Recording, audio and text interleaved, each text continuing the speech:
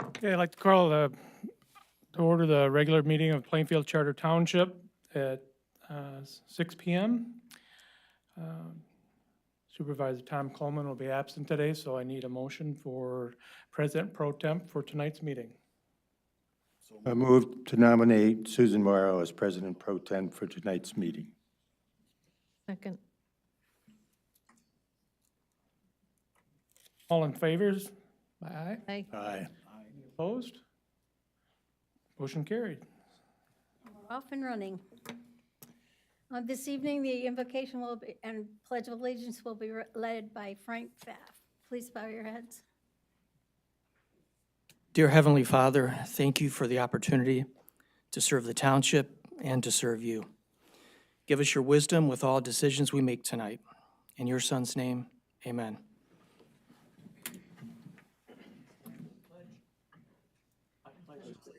To the flag of the United States of America and to the republic for which it stands, one nation under God, indivisible, with liberty and justice for all.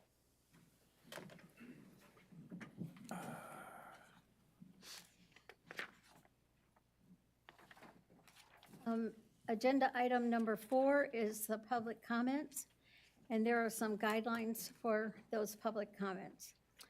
The comments are limited to 3 minutes, and there'll be a timer up on both of the screens. No individual can speak more than once. The public comments are not a question and answer time, just a statement. Please be respectful of others. No abusive, obscene, or irrelevant comments will be allowed. If you wish to make a comment, please remain in your seat, raise your hand, and I'll acknowledge you when it's your turn. Board members, reviewing of the consent agenda. Did you have two comments, Pardon me? public comment? Oh, I apologize. I skipped a little. I gave all the guidelines. Are there any public comments to be made from the public that do not relate to a subject? If you have a comment that relates to a subject on the agenda, we'll call on you at that time. But is there anyone who has any comments, general comments? Okay, now we're off and running. Board members? Looking at the agenda, the consent agenda and the accounts payable, a motion would be in order. I move for the approval of the agenda, including the consent agenda and accounts payable. Support. Motion by Pfaff and support by Hagedorn. There's a roll call vote. Mr. Pfaff, Yes. Mr. Rebbinga, Yes. Ms. Beatty, Yes. Mr. Hagedorn. Yes. Ms. Morrow, Yes, Mr. McKellar, yes. Motion carried. and on to our new business. Shall we have you introduce? We're going to ask Cameron Van Wingarten, our Township Superintendent, to introduce the first subject. Okay, thank you. We have a number of new business items tonight, and we have individuals either from our staff or the first item is actually from our consultant to explain some of the details of these items. The first one is a look at engineering projects. You'll notice in the consent agenda that we're already starting to engineer projects that are planned for 2026. This is earlier than we've typically done. We're finding that we need a little bit more lead time to get good bids, and so we want to stay ahead of the curve to make sure that we are bidding projects that will be done successfully on time and on budget.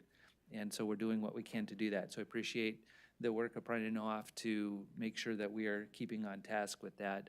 And so with us tonight, we have Kevin Gritters from Brian Nohoff and Rick Soleil, our Public Services Director. And so Kevin's going to talk to us a little bit about two proposals that we have here for engineering services. The first is search for source water. And this is not a new topic to the community or to you as a board. This is something we've been struggling with since we first discovered contamination in one of our well fields back in 2016. And so we have been searching for a replacement for that water source. And so we've explored all good options, and it's not a funny joke, but as I joke, we're just only looking at bad options now because all the good options have been explored and found lacking. So that's really what the next proposal is. So Kevin, if you want to come and talk about what you're proposing under these next two options, they're really tied together. One and two, or items A and B really tie together as we look to get the most out of what we're doing today and look for tomorrow. So thank you, Kevin. All right, good evening, board. Thanks for having me. As Cameron mentioned, we've been working for quite a while now on a search for source water. And so I wanted to back up and give a little bit of a big picture overview first on what's being worked on now. And the things that we discussed or you discussed as a board and we as staff and consultants toward the end of last year really were threefold. And when we talk about source water, we're thinking about water quality and also water quantity. We're also looking at how much in the quantity category, how much water your water customers use and how much you're able to produce. And obviously you've got to be able to produce enough to supply the needs of your water customers. So the three things that we talked about last year were, or toward the end of last year, were figuring out ways to possibly reduce the customer demand. So if we can reduce the customer demand, that may correspondingly reduce the amount of water that you need to produce or the amount of more source water that we need to find. So when we're looking for source water to replace the well field that Cameron mentioned is contaminated, we're trying to get the plant back up to capacity, the capacity that it was before. So there's been challenges to do that. We're trying to get the source water level back up to here to provide enough quantity. In a short term, we can also reduce the demand potentially and make it so that we have more time in our search. So the three things that we talked about toward the end of last year were looking at ways to reduce those customer demands. That was the first one. The second one was looking at ways to optimize one of your current well fields, which is the item B on the agenda here. And then the third one is to look at source water altogether. As a township, what are possibly options for 50 or 75 years from now? Long term, what are some feasible options for the township? So of those three things, the first one, the looking at ways to reduce water consumption, that's underway. I'm not going to talk about that tonight. That will be more in the future. Things that Cameron and Rick and others are working on, trying to figure out ways to do that, and we are as well. So it's those second and third things, the optimizing the well field and the big picture, long-term search that I wanted to talk briefly about. So I'd like to start with the well field optimization if I can, which is the item B. So we believe that there are ways to increase the capacity from your west well field, which is the well field, it's called west because it's on the west side of the treatment plant. And one of the first tasks that we would need to do is compile the information that we have and pull together all the data and get it submitted to Eagle, because the first step that Eagle is going to require is going to their source water group to where they would either say, yes, we approve that, or no, we don't approve that. So we're talking before any design of actual improvements. We're talking way before any construction of actual improvements. The first step in that process to really, and I think a term that Cameron used last year was to turbocharge the west well field. The first step in doing that is to get approval from Eagle to take the next steps in that process. So that's what the proposal here tonight is, to compile that information. We've done a lot of testing in the west well field already. When production well 17 was installed, we have more test data there. So what this proposal is to compile that information, put it together in a report and submit it to Eagle, at which point their experts will look at it and they'll either say, yes, you can move ahead with design and construction with some more permitting steps along the way, or no, we won't give you approval for pulling more water from that aquifer, and hopefully with reasons then. And then we can be able to take the next steps in figuring out what to do. So there are 6 wells in the west well field right now. A couple of things that we're thinking about are possibly adding a pipeline in that west well field to improve the hydraulics, and also replacing pumps in 2 of the wells with bigger pumps, essentially. And those are ways that we believe can draw more water out of that aquifer and supply the plant with more water than that west well field is currently doing. One of the main goals in doing this is to buy some time to figure out what the long-term plan is. So I think we talked about that last year as well, that first of 3, reducing demands, the second of 3, turbocharging this west well field, hopefully we'll get the water system 5 or even 10 years of additional functioning well, while the long-term options are being looked at. So that's the first one, the optimizing the west well field. I'll jump onto the second one, and then if you want to have questions at the end, I'm happy to help with that. So the first 2, and then this third one, is looking at long-term options for the water system. And like Cameron said, all the things that we've looked at over the last number of years, looking at groundwater close to the plant, looking for an entire well field in one area, or looking for potentially individual wells over a larger area. The previous search focused on the, say, 2 to 3 miles, a 2 to 3 mile radius of the current treatment plant. That was unsuccessful to date, to find a well field, really, with enough capacity, so enough quantity and of good quality, to replace the Versluis well field.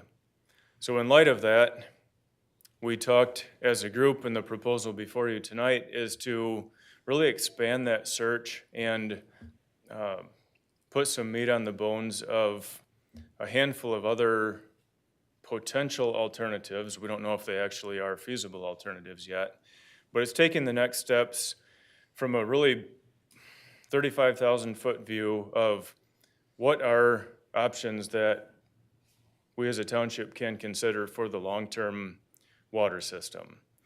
So that could be anything from a well field that's 4 miles away or 6 miles away, or possibly individual wells that all go to a second treatment plant, or looking at possibly some nearby larger water systems if there's feasibility for that, or even looking at regional alternatives if there's different options with other communities that also have water needs, to figure out if there may be options for the water system to look at a more regional approach.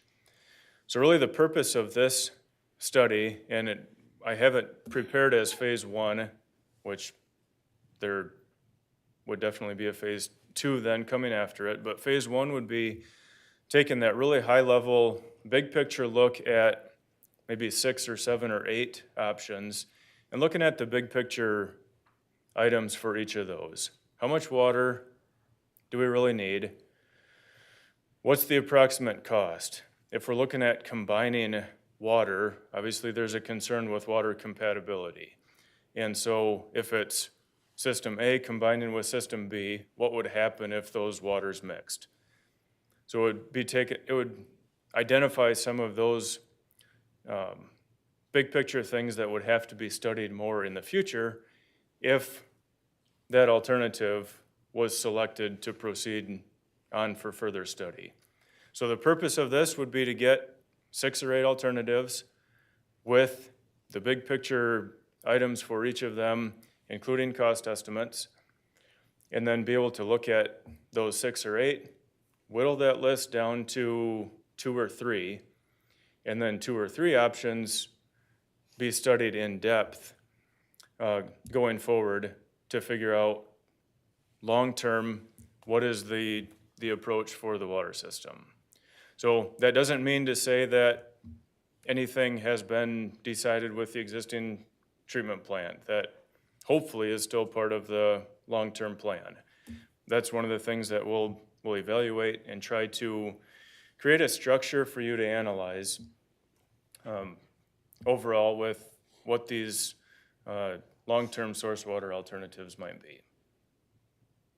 So I'll leave it there for now, and if you've got any questions, happy to take them. Yeah, who is the largest consumer of water in Plainfield Township?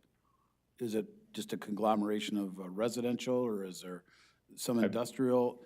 We don't have a Nestle's bottle plant, obviously, so who are the biggest consumers? I believe the largest consumer in the water system is York Creek Apartments. And Matt or Rick would have to help me with the next ones, which is in Alpine Township, by the way. Okay, Alpine Meadows Trailer Park. Okay. So, back in the early days, I used to call on water treatment plants. They always seem to be in your rivers. Is the Grand River considered a water source at all? Kind of educate me a little bit on that.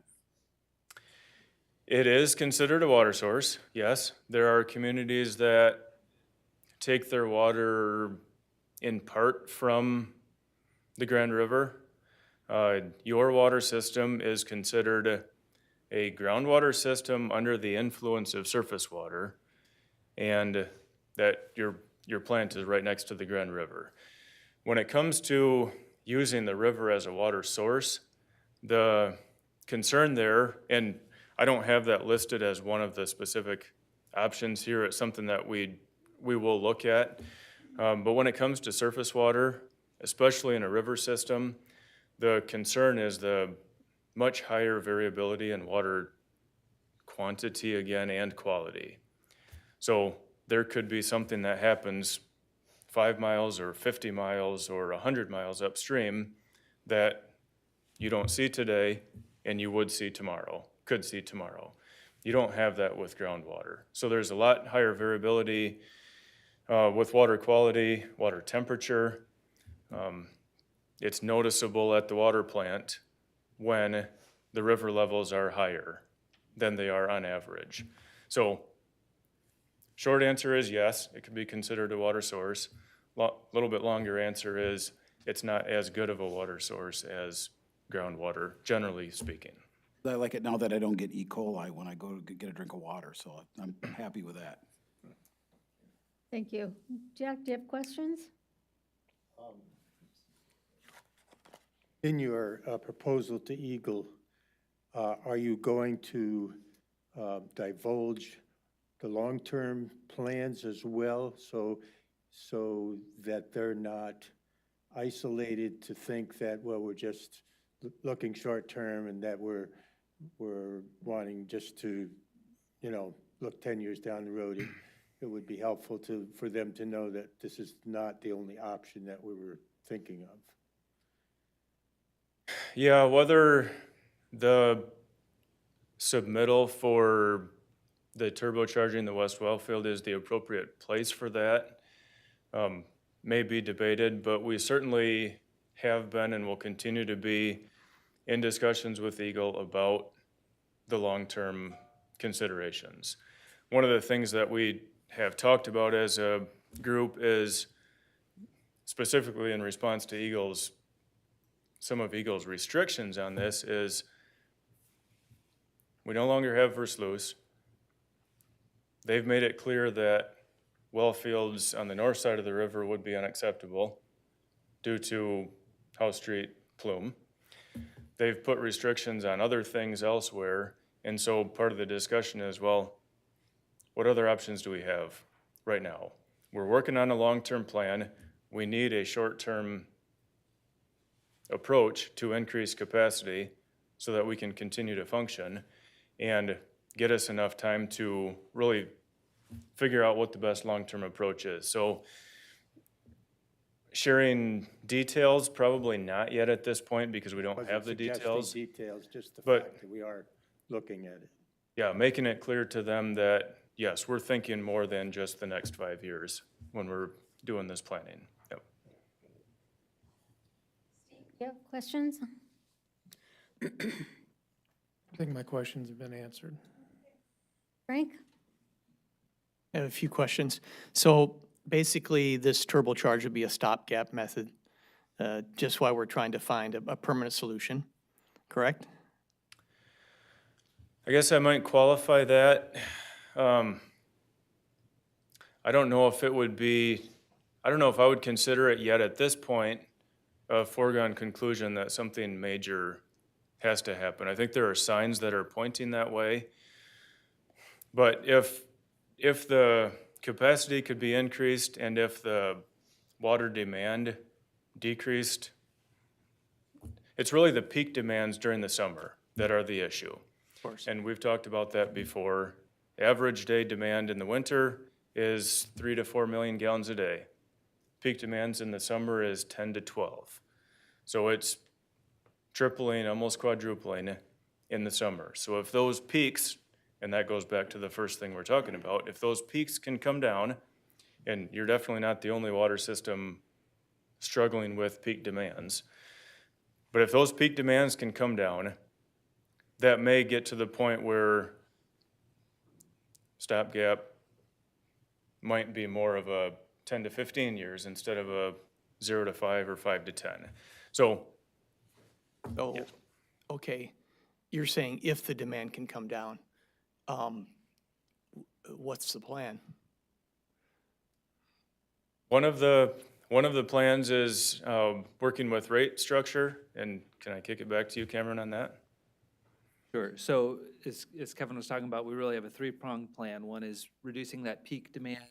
Two is increasing the short-term availability of water, which is what we're terming the turbocharging. And then three is what is beyond that 5-year mark.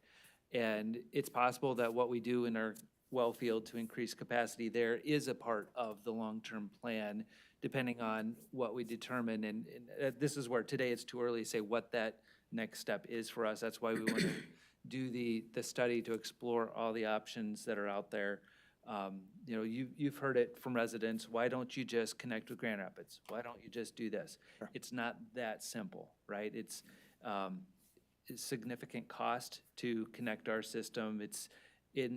And I hope most of the public understands much better today than they have in the past that municipal water is not municipal water. It depends what the water source is. And I think that's the story from the tragedy of Flint, that switching a water source without appropriately planning for that switch or handling it can be catastrophic. That is exactly what we don't want to see here. And the water quality that we are pumping from groundwater is very different than Lake Michigan water. Of course. They're very different water chemistries.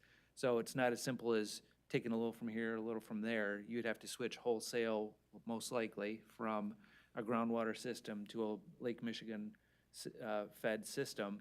So that's a much bigger cost. So that's the kind of thing we want to explore, but we need time to explore that before we dive into the solution. But if So I guess more specifically, I'm saying, you said we're maybe reduce usage. But I don't know if we know that answer. Maybe you don't have that answer tonight, but we can say we want to reduce usage, but what is our plan to reduce usage? Because So as Or we are had we- talked about earlier about using our rate structure to affect consumer behavior. so Because- raising, I get where you, okay. And in tiered rate structure, because it's not the bulk of customers that are causing the problem. And we have the data to show, it's a handful of high-end users Okay. in the summer that are affecting the rate structure. So- Okay. Or affecting the consumption. And so if we we can cause some to change behavior as opposed to causing everyone to have a massive rate increase because we have to pay Sure. hundreds of millions of dollars in new plant expansion and capacity growth just so people can have the greenest lawns they could have ever seen. That's really what what it comes down to. Okay. Does this increased, bringing the increase of the water up, does that affect the GAC filters?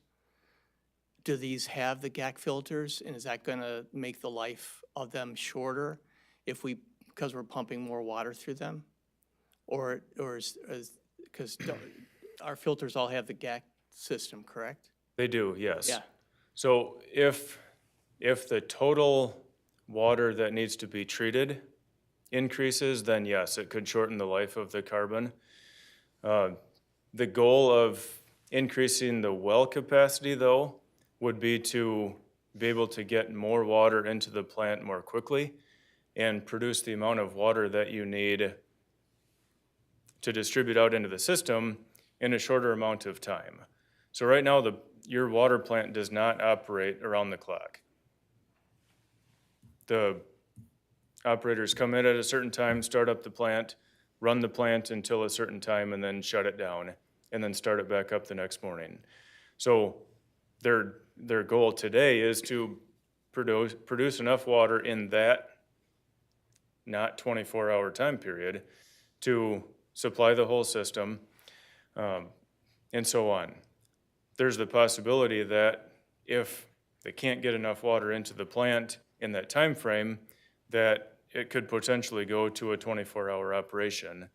So no, it would not be increasing the total water that's produced in the plant and sent out, but it can simplify operations somewhat. And I know I'm taking a lot of time here. So do we have any, as far as Eagle making their decisions, do we have any similar situations that we can look at to see how Eagle might decide on our situation? Or is it just, they just take it as ours is a separate situation from the situation, you really can't base it on someone else's situation? Yeah, not really. It's case by case, and they look at it that way. And if I could have $1 for every time somebody asked me to estimate what Eagle would do and I could do it. Okay, So we don't know. We'll present the best data that we have okay. and put forth the best arguments that we have for doing it, and we'll have to see where they go. I appreciate your time on this.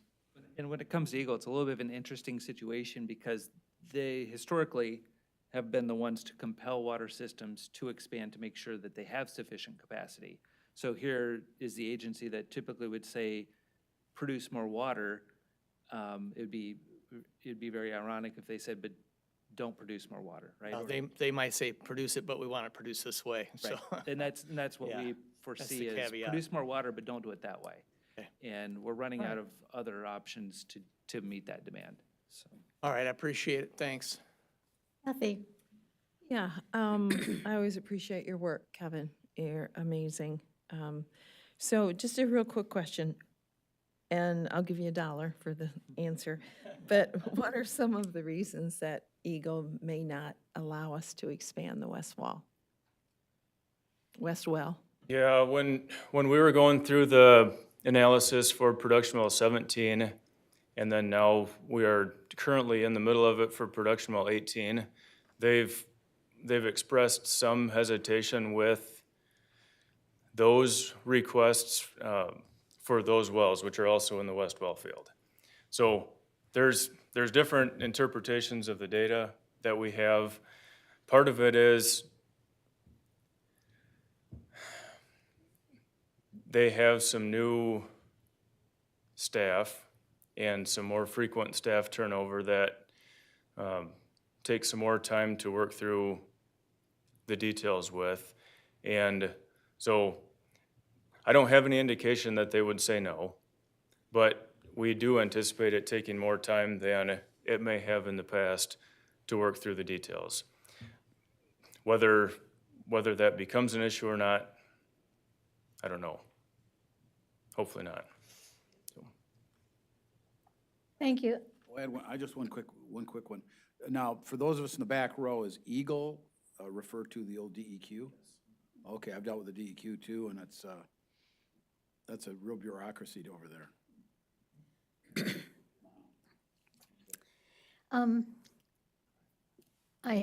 My turn for some questions. I get concerned, even at the present ability to produce water, when I look at places like the golf range up on Alpine, that's now going to turn into what? And that's going to have our water, and we've already made the commitment to supply that water. So part of what's going through my mind is, where do we stand with the future that we've already committed to? As you make these suggestions, one thing that the state is asking us to build more houses. And so I think it's really important to realize that there is a boundary. And another thing that I wondered about, and I'm sorry to have to use Rockford, but it's the only one I can think of, is it possible to go with another community's water system? Can we hook up with Rockford? Can we, they're having difficulties now though, right? Or have They they are, solved yes. everything? No, No, they're having difficulties finding source water as well. okay. Yeah, and so to answer the broad question, and I won't speak specifically to Rockford, but to other water systems, there's potential to combine with other water systems. But I'll go back to what Cameron said, where it's very important to consider the source and the treatment method that they have and how the systems are operated. Rockford is a iron removal plant. They don't have a softening process, so their water is different from yours. So that kind of specific thing makes a big difference. And when you share or when Rockford does maintenance and you share water with them, or when part of Plainfield is under maintenance and share with Rockford water, I believe there are calls pretty quickly about the change in water quality, how it tastes and feels. So, short answer, yes, but there's more to it than that. Realistically, no. Well, it would take some careful evaluation and planning if it's gonna be done properly. Understand too that Rockford's system is minuscule compared to ours. I understand that. Even if they weren't running into water capacity issues themselves, they never could take on our system. We're significantly larger. And the third concern, with all due respect to Bob and Steve, the amount of information that is in the heads of people sitting at this board who have had some years of working with you is enormous. And I don't know how to suggest that you, if it's possible, to keep these 7 people informed with your progress, so that we don't have, that whatever is logical to keep us informed of what's going on. I would hate to think that a year from now, you're still doing what you've been looking for, and because the last year and the last 2 years of education of all of us, with all the places that you were going and all the testing that you were doing, was so informative.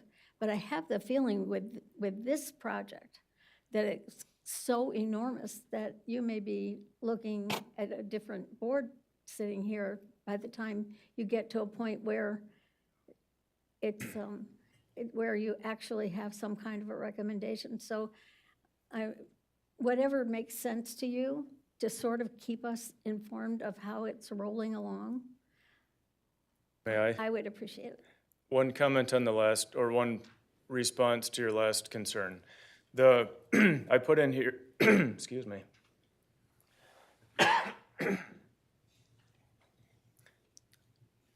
Going back to the scope of the big picture study, it's not going to be nearly to the level of detail that the work of the last 2 years has been. So it's going to stay big picture, the big broad view of the alternatives, and we anticipate taking about 6 months to do that. Oh, okay. And I put in there that I would like to meet monthly with a group. I'll leave it up to you how much you want with that, or Cameron to help with that. But it's definitely something that we need to talk about frequently and plan together about. Certainly, at the end of the study, to talk about the 6 or 8 options that we've come up with and figure out what the next steps after that might be. But we won't at this point with this phase 1 study get into actually going out and doing testing of soils or testing of groundwater or anything to that detail. This is gonna stay big picture, broad look at alternatives, and then help us narrow it down to a few, which would then get narrowed down to presumably 1, which would then go on to much further work. Well, that meets my concern then. Thank you. Board members, additional questions, Jack? Yes. You mentioned a couple of customers, York Creek and Mobile Home Park. Changing the rate structure would probably not affect them whatsoever. Is that correct? I mean, they're not, Wouldn't, they but they're don't, not our problem. Our problem are residential customers that use an average amount in the winter, but then use 4 times that much in the summer. That's the problem. Our base load throughout, 9 months of the year is not the problem. We can do that for years to come. It's the people that think they need to water their lawn 3 times a day, every day. That's the problem. So that's the type of behavior we need to affect here. then, an additional question then in changing, and you maybe haven't gotten that far, in changing the rate structure, would those 2 customers that were mentioned pay significantly more even though they're not watering? No, again, we'll get to the rate structure in a few months, but under the proposal, it would not dramatically affect most customers. It's going to be an incremental effect on those that are the high consumption summer users on a residential level, so not on a commercial level. Thanks. Board members, if your questions have been answered, we can look at agenda item number 7B and Let's start with 7A. 7A. A And a motion, motion would be in order. a motion to approve engineering service bid for source water alternative phase 1 from Prine and Newhoff for an estimate amount of $80,000. Support? The clerk will call the roll. Mr. Reminga, Yes. Ms. Beatty, Yes. Mr. Hagedorn, Yes? Mrs. Morrow, Yes? Mr. McKellar, yes, Mr. Pfaff, Yes. carried. Thank you very much. Moving on to agenda item 7B. Is that you again, Kevin? Yes, but we pretty much talked about all that already too. I think so. Nothing more to add for me on that. Board members, does anyone have any questions for agenda item 7B? A motion would be in order. Motion to approve the engineering services bid for Prine and Newhoff to optimize the west well field and submit to Eagle for an estimated amount of $16,000. A support? Second? Hagedorn. And a roll call vote, please. Ms. Beatty, Yes. Mr. Hagedorn, Yes? Mrs. Morrow, Yes. Mr. McKellar, yes, Mr. Pfaff, Yes. Mr. Reminga. Yes. Thank you very Motion much. carried. Thank you, Kevin, for your information. You always get us thinking, bring us challenges. All right, you're welcome, thanks. Thank you very much. On to 7C. Our fire department would like to talk to us. Our chief and While he's working on his computer to get it set up, just a quick refresh. Back in 2023, the board kind of gave us direction after really, I think, thinking about our warning system, outdoor warning system, to start to decommission as it starts to go away. Since 2023, we've had 2 major storms that we've used the systems and had mixed success in whether technology or the sirens themselves. And so we took an opportunity through our hiring process. We brought on an assistant chief. This was his project through the hiring process, was to evaluate our systems. It gave us a review of the system without, I'm going to say a plague, but our own mindset of what we had. And so I'm going to turn it over to Chief Pelton here, Assistant Chief Pelton. He's the one that came in with an awesome system, or understanding of the system, and that's one of the reasons we hired him, is he had a very good idea of being able to look at a 360 of whatever project that we have. So, Chief? Thank you, sir. Good evening. Today we're going to talk about the outdoor warning systems, kind of look at the purpose and usage, our standards of practice, what's acceptable out there, the cost versus benefit, and then what should be the next steps for Plainfield Township. So look at our systems. You know, they get the bad rap of being the tornado warning system. It's beyond the tornado warning system. This is for all severe weather. This is the NOAA weather system, triggers the activation from our central dispatch of either the tornado, strong winds. We've had straight line winds come through here, hail, lightning, and then the flooding that we experience both with the Grand River and the Rogue River. Those are things that will propagate these things. We also want to look at the hazardous materials incidents that could happen along our corridor of 131. That's traversed every day. And then, tragically, domestic terrorism is another option we need to look at too. We have the LMCU ballpark, the LPGA at Plainfield. We also have huge events at Premier Park, which could target a domestic terrorism. How do you get that warning system out there? So looking at national and state standards, there really is no standard of practice of how. There's nothing that mandates you need to have these warning systems out there. There's nothing out there that says they have to be there. But there is a recognized practice of having redundant systems. That's either using the outdoor warning system with like a text messaging system together to get that message out there to your residents. Kent County in the process is basically, there's an older system that when there's a system that comes through for either tornado or strong winds, they activate the sirens. It's not just a group of sirens, it's every siren in the county that activates.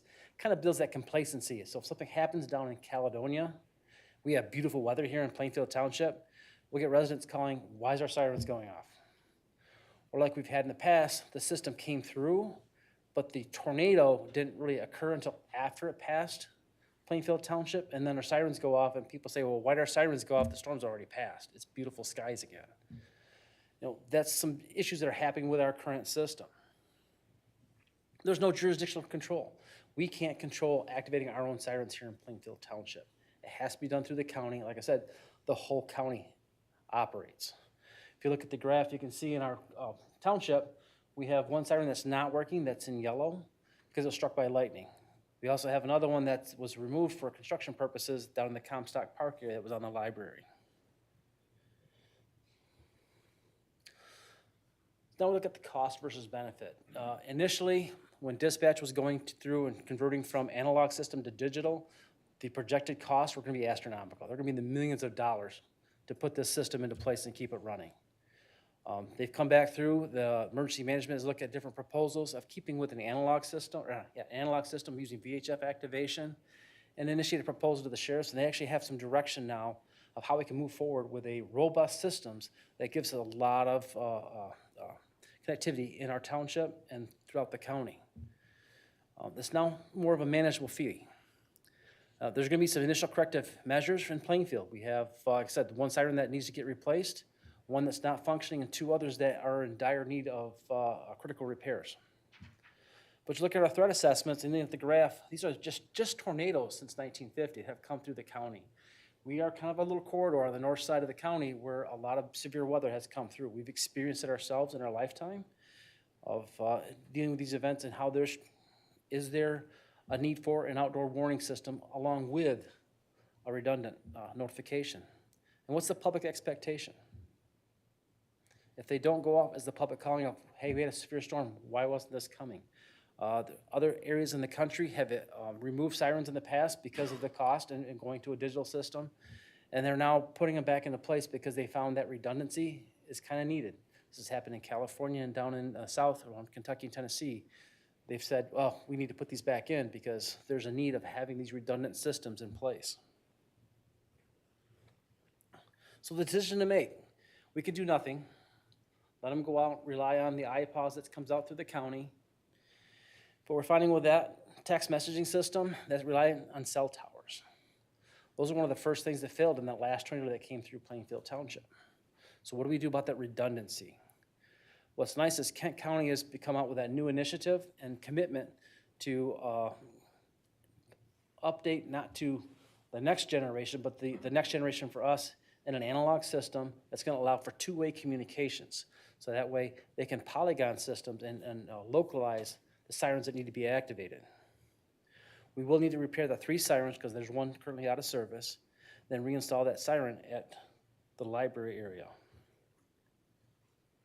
So what does it do? So if we address those critical sirens, we do have that direction from Kent County and they're committed right now. They're committed to a propagation study for 3 locations for this digipeater that send out that analog signal on the VHF frequency. They've authorized emergency management to look at frequency coordination with the state. And that's going to be a 3-month process, 3 or 4 month process for the emergency manager to get that coordinated through. So they're making steps in directions.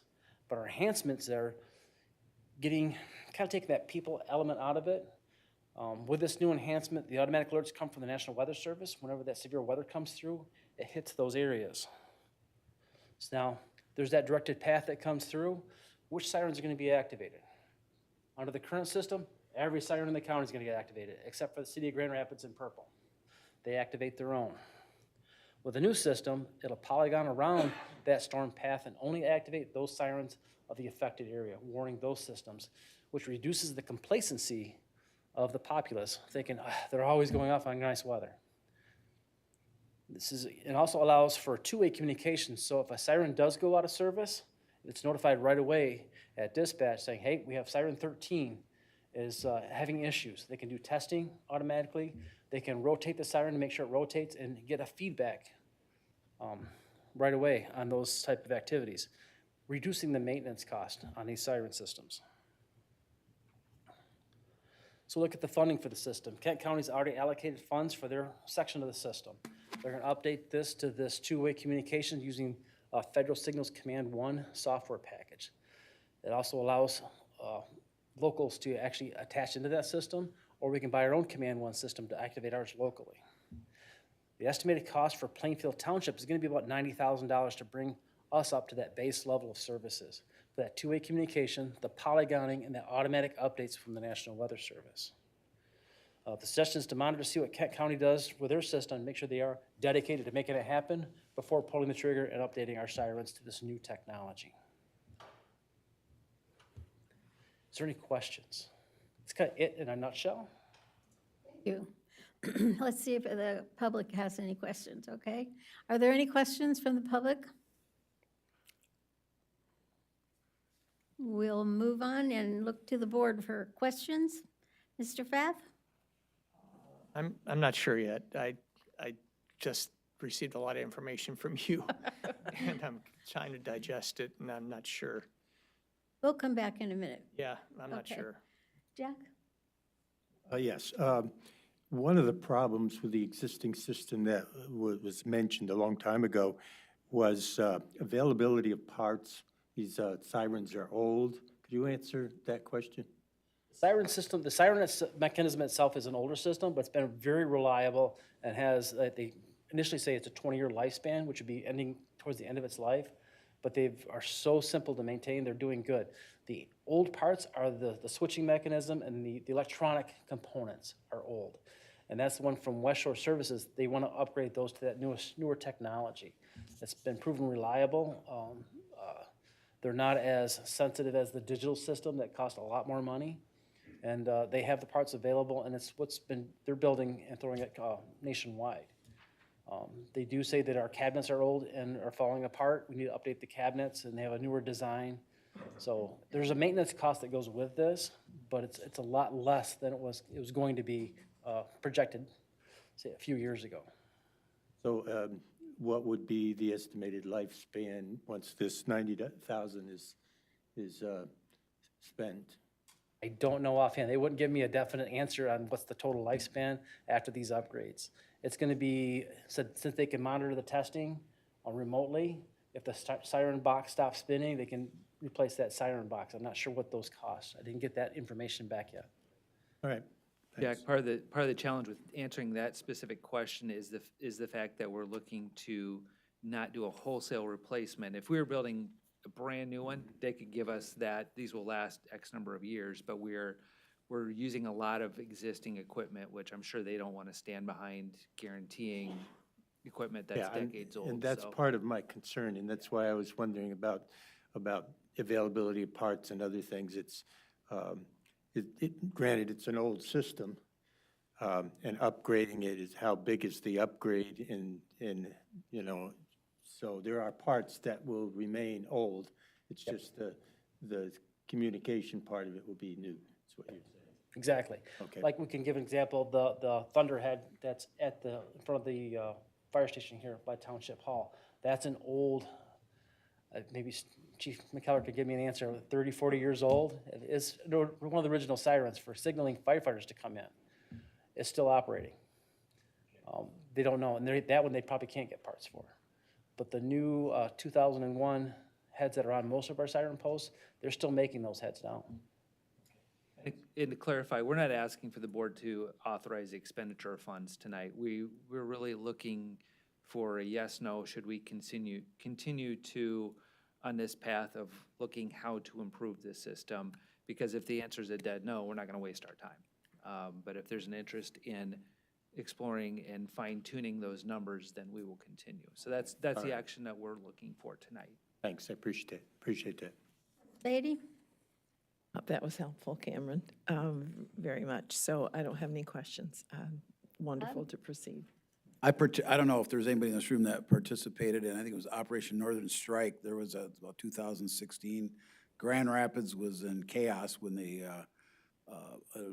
exercise was a terrorist bomb at Leonard and Monroe.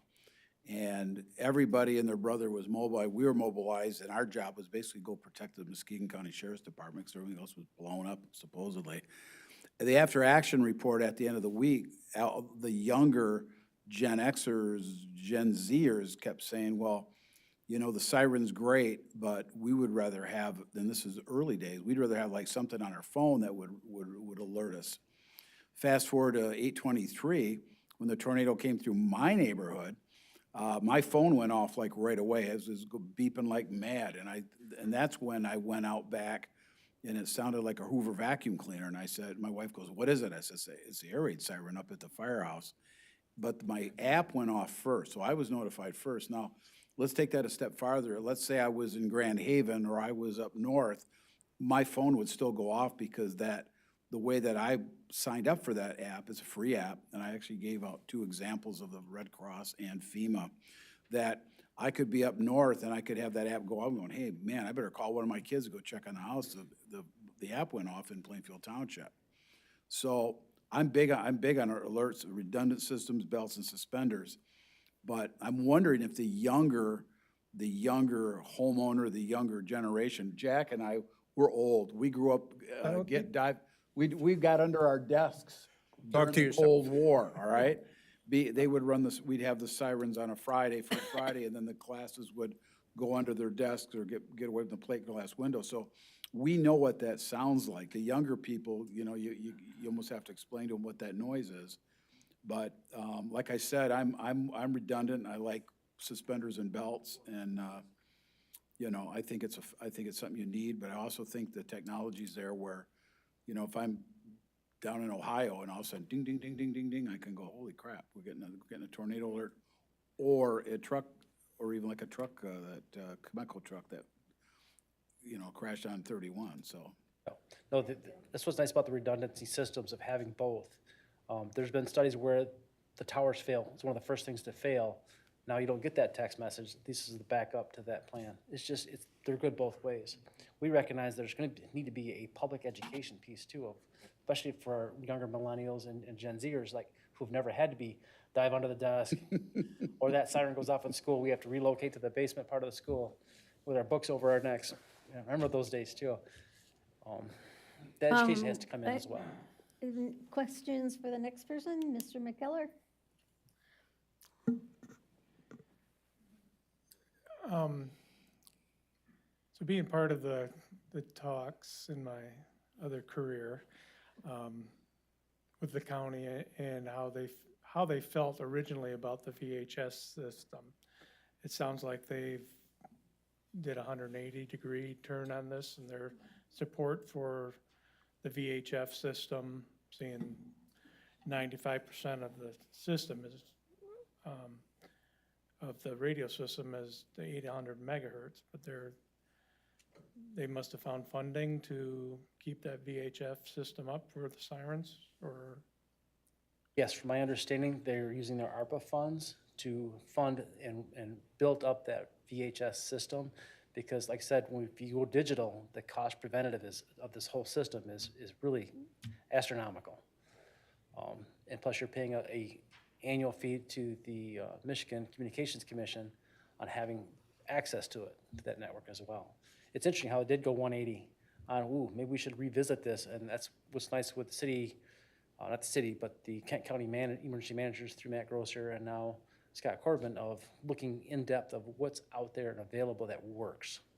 And they've settled on this VHF system, and they're doing that propagation study, and they're committed to doing the frequency examination. Second, I was also part of removing the Comstock Park siren. Is that siren, I have a timeline yet for installation, reinstallation somewhere, or? That'd be direction from the board if you want to look down the road of putting these back in place, of having that reinstalled and finding a good location. West Shore has said they would work with Federal Signal and do an acoustical study to see, do we have adequate coverage for our citizens? And how that actually falls into place. The diagram I showed you earlier is their generalization. This is the coverage area for each of those sirens. With our topography, all the hills and valleys, what's the actual penetration of these sirens? Thank you. I have a couple of questions. Is this work planned for the summer? Is it possible that it will move that fast? From the county side, it sounds like it all depends on how they do with their study, and they find a viable site with the 3 sites they identified. I don't know what their timeline is on that one. From the emergency manager, Scott Corbin, they're gonna have the next 3 to 4 months of doing his frequency coordination and getting that through. I would propose getting our 3 siren sites, the one that's down, and Yes. the other 2 that need to be repaired right away, get those taken care of this year. Good. And then we'll see where the county's really going here towards the end of the year, and budget the next year of doing the whole system. I'm glad to hear that, Dave, because that dead signal, people drive by it all the time until there's a storm, and then we get asked, why is it still sitting there? And if that's going to be first or high on the repair list, that would be wonderful. A lot of people would be happy about that. Who's doing the repairs? It'd be West Shore Fire Okay. Service, not Fire Shore, West Shore Services. And so there's no responsibility for any of our firefighters or anybody else to be out repairing any of the signals? No, this is all done through contracted services. Wonderful. I guess my last comment is just how many people, especially out in Leisure Village. I heard from a lot of people when we were questioning whether or not we were going to continue this signal part. And I know that they will be very happy to hear that perhaps, not saying it's done, right? But perhaps we're going to be able to move on to this program. Any more questions? Frank?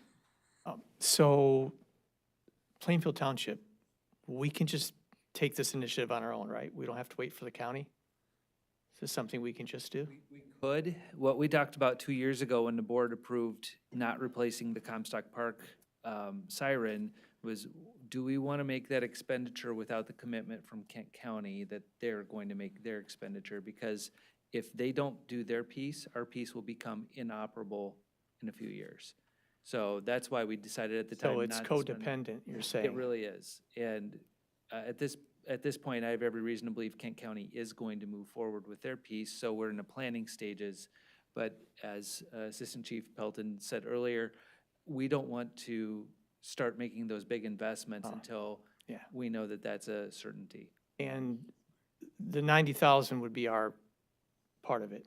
That's That's our- that's the cost. That's just to get the system up to That's our par. estimate today. We'll fine tune that number as we approach budget season. The bulk of that would come in likely '26, because it's not budgeted for this year. So we would maybe do some small, as Dave was saying, some minor repairs this year to things that are reasonable, but we haven't budgeted for any of them. So we would save the bulk of the upgrades for next year. And do we know what the yearly maintenance fee is going to be? Have any idea on that? Because, I mean, sure, we've got the 90,000 for initial cost, but we have to see, we need to know what the cost, going forward is. I don't know for certain. I know in my past employment, I budgeted about $3,000 a year just for the 12 sirens is to maintain. That was on the old system. What's nice about this is that two-way communication when we upgrade. If there's something that goes bad, you're known right away. You're not paying someone to go out and check the siren to see if it's functional, if it's still working. That live feedback is going to reduce our costs. So there's really, haven't got a clear estimate of what that's going to be for us per siren. It's Okay. going to be that variable mark. And that, you say it's two-way communication, but when we get that two-way communication, the contracted services are the ones that are gonna have to go out there and fix that. Yep, into the repair. So from my understanding, since dispatch is going to be the coordinator for this at Kent County, if they get say siren, Site 3, which is down in Comstock Park, once we get it up and running, has an issue, it's no longer rotating, they'll send us a notice saying, hey, Site 3 is no longer rotating, then we would be our responsibility to contact West Shore Services to come out, look at it, get a quote, and get that repaired. Okay, and this 90,000 would cover the Comstock Park or not? So 90,000. That's where I live. So I'm just- glad you're concerned about all of us, Frank. Well, that's the only one that's completely out. Yeah, no, the 90,000 is a rough ballpark to get everything done. Okay. That's just a rough number right now, just to give you some sense of Okay. what kind of That's costs including we're the looking. one that's It completely would, down. it would include all of those. Some of those, maybe we could hit earlier on, but that's to make sure that we've got a system that is fully functional again. And you're thinking this would be next year? Yeah, as AC Pelton said, some of it we could start to tackle this year. We would bring, if it's a significant item, we'd bring it back to the board. But yeah, most of We it didn't would be. budget for it, We I didn't budget understand. for it in '25, so this would be a '26 activity for the Okay. bulk of it. All right. Thanks for your work, appreciate you. it. There, Good good for me. report. Bob? One short question. Chief, did you get a copy of the FEMA grant program? Have you, do you need someone to write that? I mean, I pulled it up. I've never written a grant before, a grant request, but it, Are you asking if we're going to write a grant to repair what's there, or gonna ask for the grant, yeah. that would be at the pleasure of the board? Whether we Okay. write a grant? I just wanna make sure you got it. Good. I believe the questions have been asked and the questions have been answered. A motion would be in order. I'll make that motion. To recommend to continue the maintenance and reinvestment into the township's outdoor warning siren system as presented. And a support Support? from Mr. Pfaff. And a roll call vote, please. Mr. Hagedorn, Yes. Mrs. Morrow, Yes. Mr. McKellar, yes. Mr. Pfaff, Yes. Mr. Emminga, Yes. Ms. Beatty. Yes. Motion carried. Thank you. Thank And you. thank you very, very much for your work on this. The whole community will be absolutely, I believe, very happy to see that we've turned the corner and this is going to be really affect a whole bunch of people. Thank you very much. Thank you. And moving on to our playground equipment. Which one of you has been out playing on playground equipment? You had to test things, right? Yeah, that's why you're gonna, But- is this working?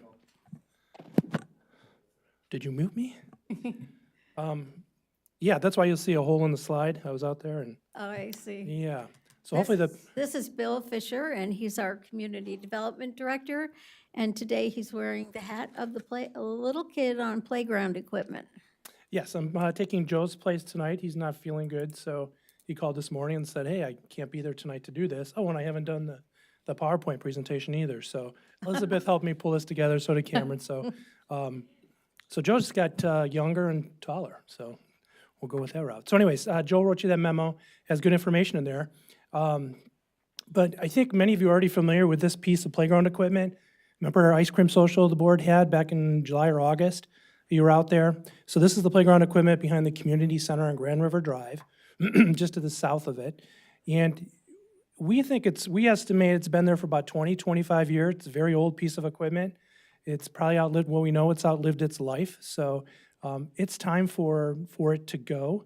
As you'll see in a few pictures here, it's old and it's tired, and we don't have replacement parts for it anymore. So picture this kind of like a Gold Dust 2.0. Do you remember we did a couple phases there, and you guys have heard great things about it? For you, Bob, that's one of our other parks, and over the last couple of years, over 2 phases, we replaced the multiple pieces of equipment there, and the neighbors have just been very appreciative of it. Nice little pocket park. So right there's a picture of I'll go through these real quick, our existing playground structure.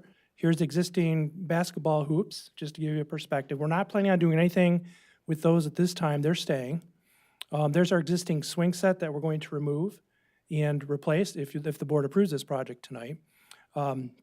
Back to the playground equipment. Here's a couple of close-in pictures. There's the platform and the stairs. You can see it, they're old, rusty. Our guys over time have done what they can, but they can't do any more to keep this in good shape. You can see some of the deterioration there in the stairs. It's breaking apart a little bit. Plastic's starting to crack. There's the hole I was talking about in the slide.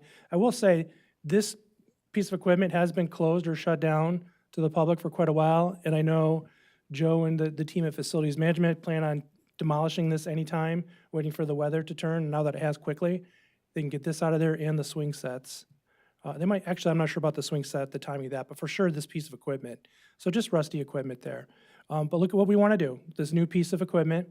The cost to do this, after we get a grant from the manufacturer, which Joe explains in the memo, which saves us $65,000 on this overall purchase. So we're asking for a total of about $135,000 for everything that you'll see here in the upcoming picture. That includes the playground equipment, the swing set, the border around each of the pieces of equipment. They blow in it's like an engineered wood fiber. It's certified safety, it's safe for the kids versus sand or your regular bark, if you will, wood chips. See this cool little swing right here. See if I can get the cursor. Joe was telling me about this kind of new trend where a parent can sit here and their child in this unit, so all one unit. So that's becoming pretty popular. For site plan wise, to give you a perspective of where these are proposed, here's the site layout with just that the contractor gave us, but we pulled up an aerial photo side by side so you can kind of see where the existing playground equipment is and the swings to give you perspective for the side by side there. So in a nutshell, that's what we're asking for tonight. If the board is inclined to approve this, we did put a suggested motion in the memo. And one last thing too, I want to comment, we're going through the process of updating the Parks and Recreation Master Plan, and we're doing an assessment or inventory of all the playground equipment, the condition that it's in for all the parks that we have, Versluis Park, Ambrose Park, et cetera. We know a lot of it's old, needs to be replaced, but instead of being reactive, we want to be proactive and bring that before the board and the Parks and Rec Committee as we get into it here. So with that, I'll entertain any questions. Thank you very much. Kathy? Thank you. Thank you. First of all, how much is this playground actually used? Whenever I've been down, it's used quite a bit. You got the Northview Little League that's out there during the summer. They help us clean this park up quite a bit as well, but they bring a lot of activity during the summer months during ball season. So it is used Yes. quite a bit. Okay. Is there any way to repair and update the other equipment that's there? No, the playground equipment itself is so deteriorated. So we did have the manufacturer come out to actually look at it. I believe Joe also had our insurance agency go out there too to take a look at it, and everyone's concluded between the parts not being available to simply replace it and its condition, it needs to go. And I will say too, we do have $150,000 budgeted for this project, so it is well within budget. Kathy, if I can help, I'm there a lot with the Northview seniors, and lots of young moms with children that are of an age that they can climb on it, are still trying to climb on that equipment. And one day I watched, they've got it boarded up at one end, and I watched a little boy who was pretty determined to figure out how to go around that board, and it was a drop-off. So I could hardly wait for his mom to come and get him. But I can tell you that that playground is used a lot. Okay, I'm just trying to justify 135,000, and I'm just curious for this one spot, if that's the best place to invest that much. I grew up with a tire swing and, a teeter-totter, so Frank? What's the estimated lifespan of this new system? They say about anywhere from 15 to 20, up to 25 years. So I'd say about 20 years to be safe. All right. Mr. McKellar? I have no questions. I'm good. Bob? Kathy must have been rich. We couldn't afford the tire. But yeah, this is kind of a shock. I mean, I'm a great-grandparent now, which is kind of, I know, whole applause. But I have grandkids and great-grandkids that climb on things and they go to like Richmond Park, or we go over to the different parks, and, I guess it's just sticker shock for me. Yeah, this is equivalent to Jack? gold, I'm sorry. Oh, I'm sorry. I'm sorry.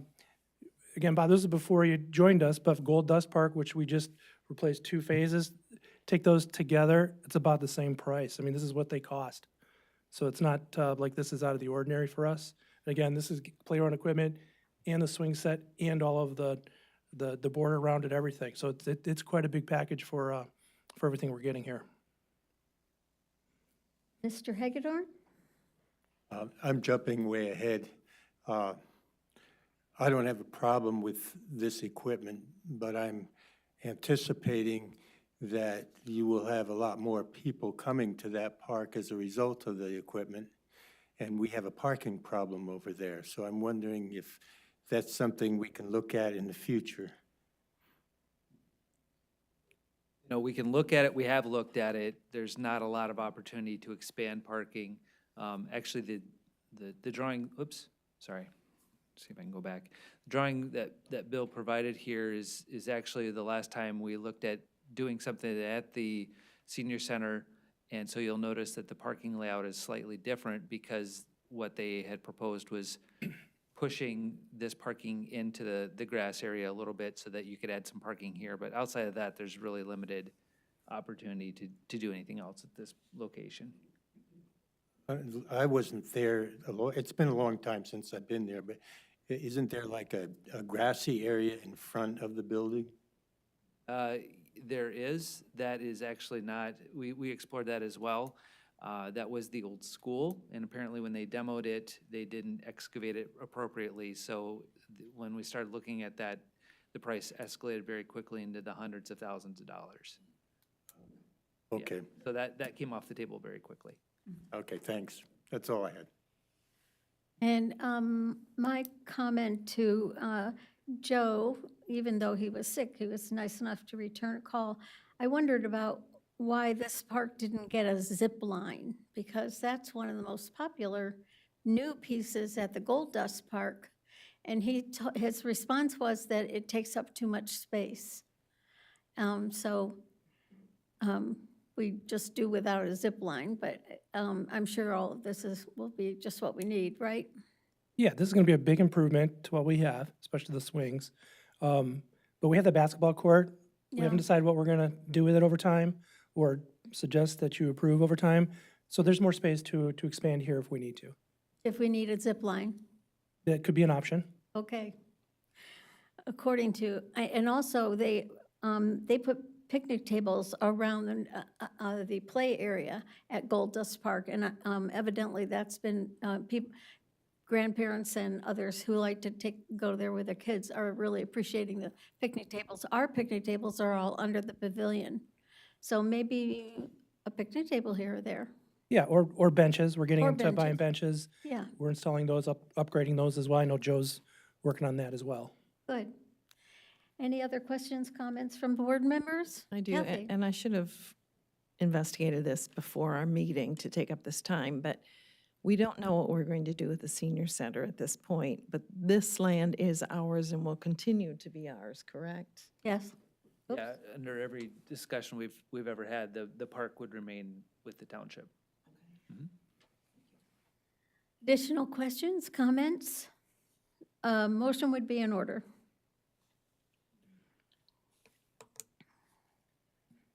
I'll make a motion. I make a motion to approve a proposal from Sinclair Recreation for the purchase and installation of new playground equipment, swings, border, and safety surface materials at D.W. Richardson Park for a total amount of $135,926.18. Support. Additional discussion? And the roll call vote, please. Mrs. Morrow? Yes. Mr. McKellar, yes. Mr. Pfaff? Yes. Mr. Remminga? Yes. Ms. Beatty? Yes. And Mr. Hagedorn? Yes. Motion carried. Moving on to our next, This one will go to me. okay. Moving on to our next agenda item, and Mr. Supervisor is going to handle it. All right. So this is going to feel like deja vu. Didn't we just do this once or maybe even twice already? This is actually a different contract with MDOT. So shortly after you approved the last contract, and then we had to bring it back because we didn't have the resolution that they wanted, so we did that. That was at the last meeting, and then they informed me that, oh, that only covered a portion of the work, so we need a separate contract to go for the permit then. So to simplify the project, I like to refer to it as what's inside the curbs and what's outside the curbs. You already approved the resolution for the work inside the curbs. This is for the work outside the curbs. And so that is the resolution here.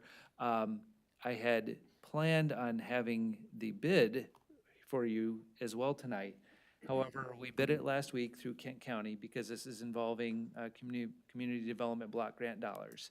And so because of that, it gets bid through Kent County to ensure that it's been done appropriately for their requirements. Unfortunately, we only received one bid, and it was a unqualified, or it didn't qualify as a bid because they didn't bid the entire scope of work. So what we've learned is the way we've grouped the work together, there just really aren't any contractors interested in bidding what is essentially landscaping work and traffic signal work combined as one. That's too specialized. So we're going to rebid it as two components, and that will be going out over the next couple of weeks. And we think we'll get better response from that, at least on the landscaping side. We know there will be interest in that. The signal work is much more limited to a certain number of electricians that do that kind of work, but we think we can get both done under that. But this is the contract with MDOT just to allow the township to conduct that work. MDOT is not, they're certainly not paying for it. We've asked, they won't. But this authorizes the township to conduct the work within their right-of-way since this is a state trunk line. So that's this in front of you tonight. We will bring back the actual bid once we receive it. We might be able to get that on the April agenda, depending if everything goes smoothly. It will have to go through Kent County's Budget and Finance Committee as well. So even if the board were to approve it in April, it'd still have to go in front of that group in May. So there will be some delay in that work. We had hoped for this work to begin mid-April. Now we're looking at mid-May at the earliest, so that will push it back just a little bit. And depending on contractor availability, we'll see if that happens before or maybe even after the work that happens in the roadway itself. So before you tonight is simply a contract with MDOT so that we can get a permit to do this work. Thank you. Are there any questions or comments from the audience? We'll move on to the questions or comments from the board. Frank? So there's no bid here, so this is just, This is a resolution to ask MDOT to have a permit to do work within the right-of-way. okay. All right. Any other questions, comments? Motion would be in order. I move to approve MDOT Contract 25-5157 and fully authorize Plainfield Charter Township Superintendent Cameron Van Weingarten to sign all documents pertaining to MDOT Contract 25-5157. Is there support? Second. Mr. Hagedorn. And a roll call vote, please. Mr. McKellar, yes. Mr. Pfaff? Yes. Mr. Erminga? Yes. Ms. Beatty? Yes. Mr. Hagedorn? Yes. Mrs. Morrow? Yes, And motion passed. thank you. The board's going to move into a closed session, and it's going to be a little bit extensive, so in time. So we're going to take a quick run down to the bottom of the page and ask for superintendent's comments, and then we'll do board members' comments, and then you all can leave, or you're very welcome to stay if you want to. But the closed session will be a lengthy one. Okay, just give you a couple updates. So I talked about the bids for the Plainfield Avenue project.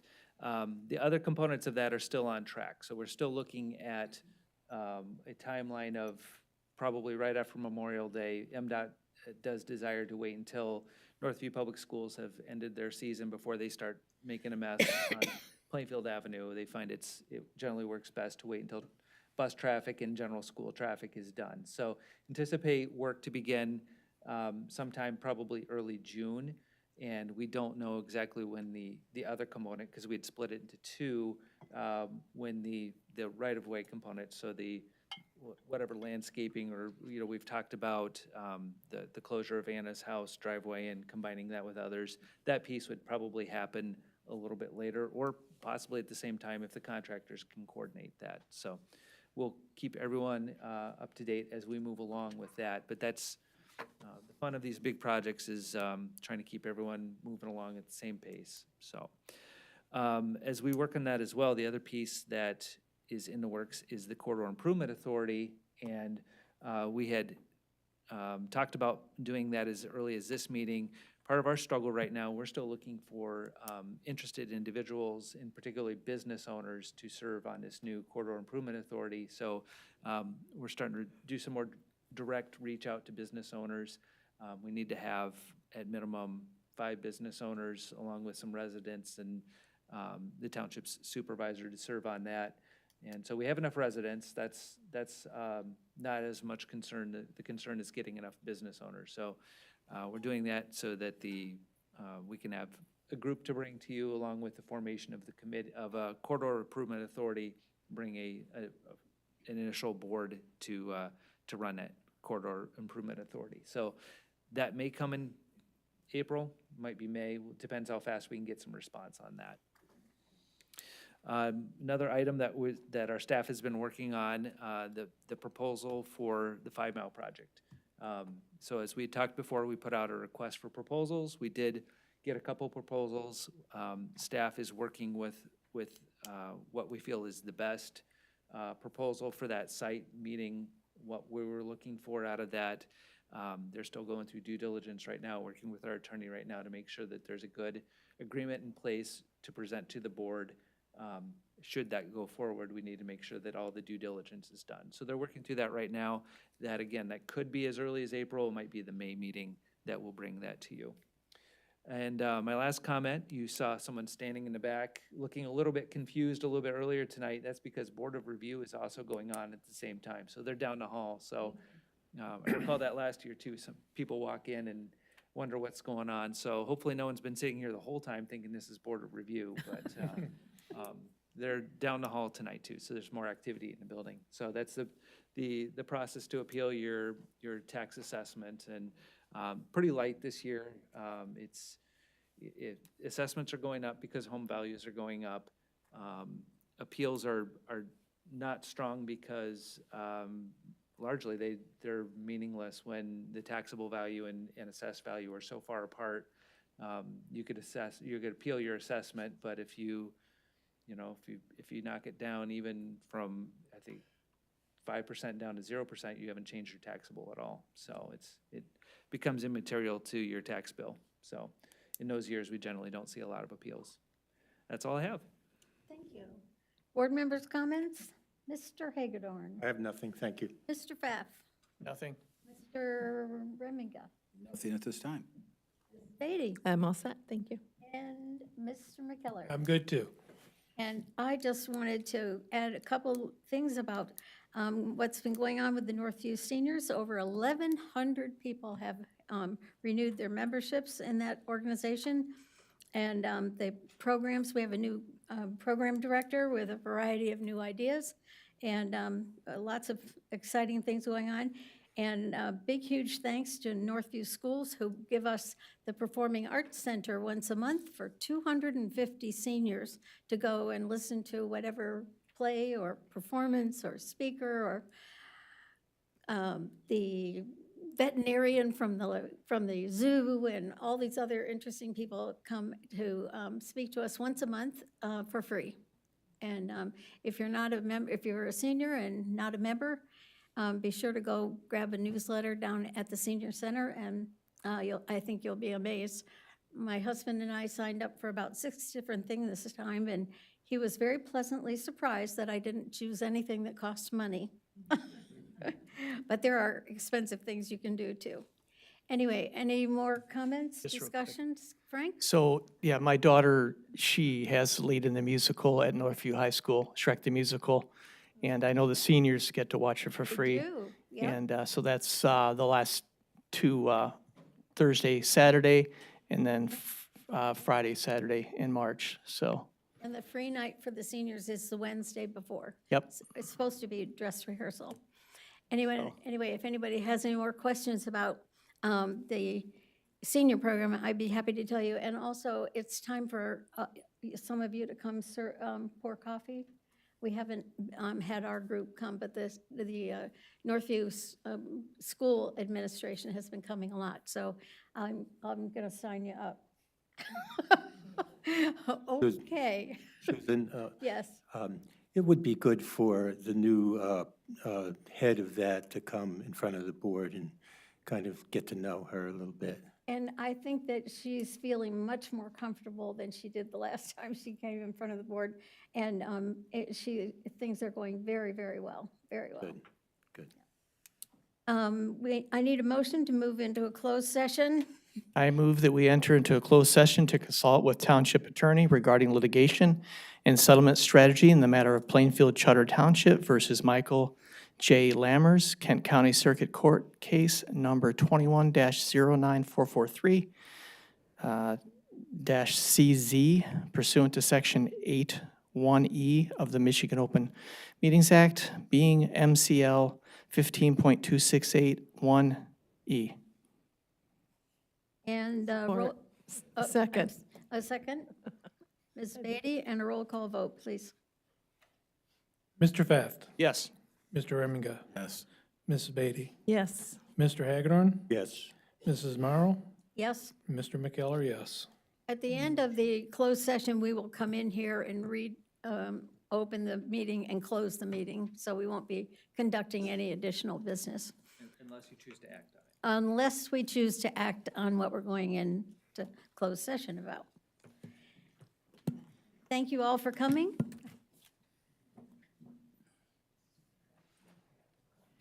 And the meeting is not